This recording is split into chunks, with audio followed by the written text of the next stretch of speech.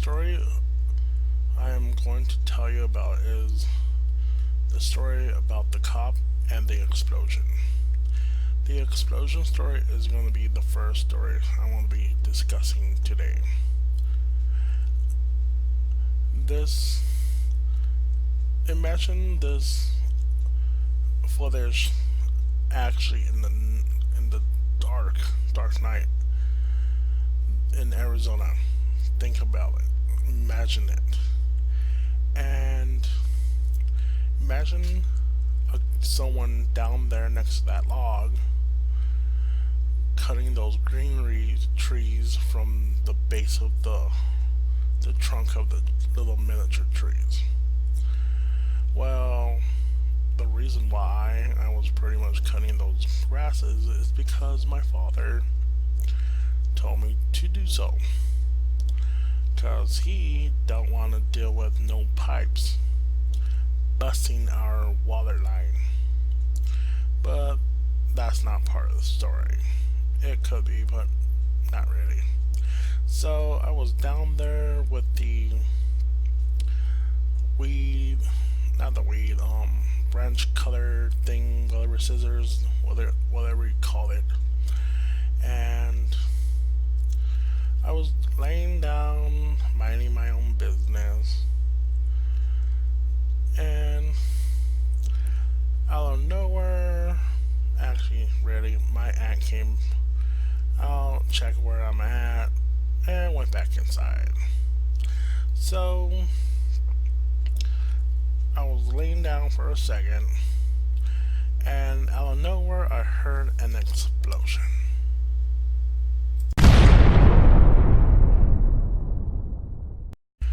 My mom told my aunt to come outside to the backyard and tell me to get my butt over inside.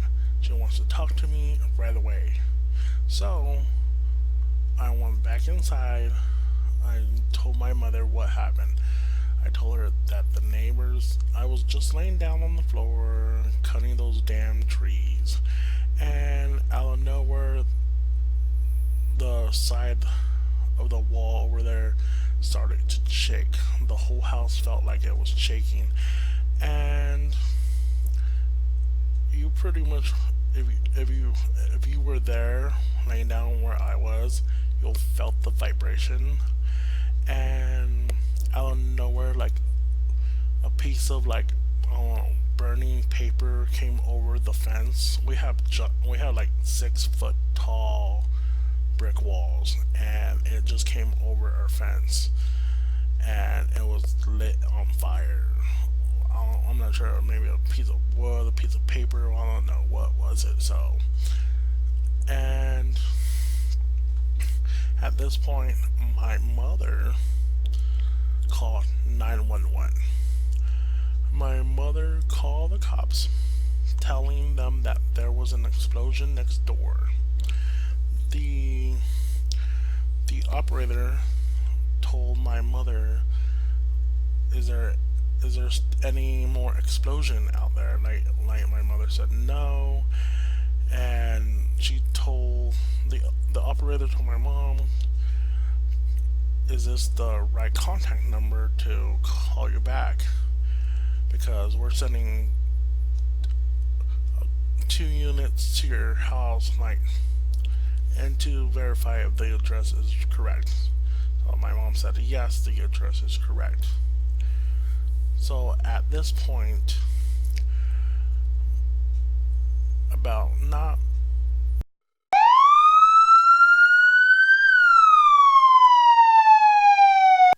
a few 5 minutes passed by, a cop came over and talked to my mother, and they said, you know what, just, ma'am, go back inside.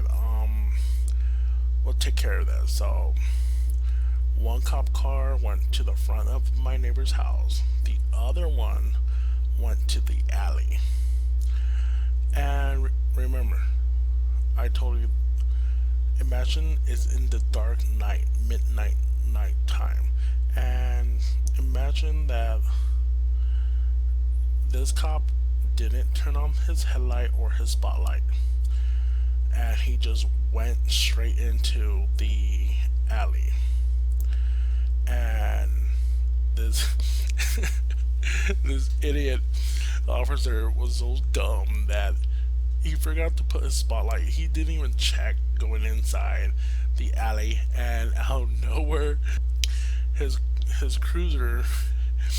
If you see in this video, the alley is not that big, and he just turned left into the alley.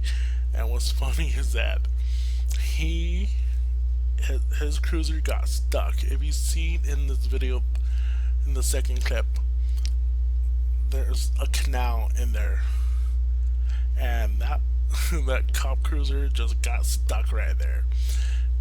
And the funny part is that his other partner, the other cruiser, wanted to know what the hell's wrong with him. Why the hell did he, like, why is he taking so long?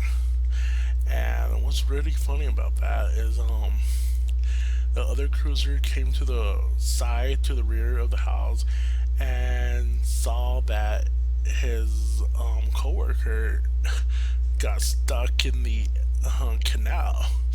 So this cop that turned into the alley, not knowing that there was a canal there, pretty much was caught. Did it, like, he called it in, saying that he needs a tow truck to come pull his cruiser out of the canal.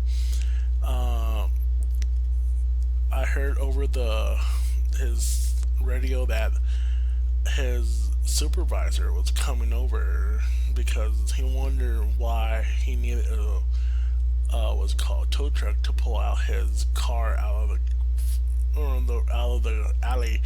So the supervisor came over, and me and my mother heard the whole thing happening. The supervisor of the police officer of our city gave this officer a talk, a really tough talk, and this officer is still a rookie. He's only been in the force for 13 months long. That officer got chewed up so bad. The supervisor told him he better go and drop a UA and go get a psych eval, and better, if that damn cruiser comes out, take it to the mechanics so they could inspect it and see if it actually still works. So my mother told the supervisor he was just trying to he was barely a couple seconds to capture the suspect, just so he doesn't get in trouble that much. But yeah, the funny, that to me, that is the most hilarious most funniest part ever. That cop got chewed up by his own supervisor for not putting the spotlight to see if the alley can be drove in. I know the officer wanted to do a surprise jump on the neighbor by just going into the alley, like no headlights, nothing like that, just so they could box them in. But what a serious incident became the most funniest incident I have ever seen. I provided just these day footage, but I also provided photographic images of what happened to the cop car. But this is the after effect. If you saw in the footage, there's some rubbles, and that's where the cop car got dragged out from the alley from a tow truck. In the end, the cruiser did come out, but what the officer said that, like, my mother was asking the officer, why don't you put your cruisers in 4x4, like, and take it out yourself? And they said, like, no, because our Arizona's capital city, whatever, the fundings, whatever, like, got cut, and these cars are not 4x4. They're just standard. Like, we're like, damn, that sucks. And this is the whole story about the cop and the explosion story. And hope you guys like it. And if you don't mind, put a comment down below if you like the story or want more of this story. Please just leave your feedback down in below. No matter if it's rude, no matter if it's good or amazing, I don't mind. Remember to subscribe, like, and comment down below. And have a great day today.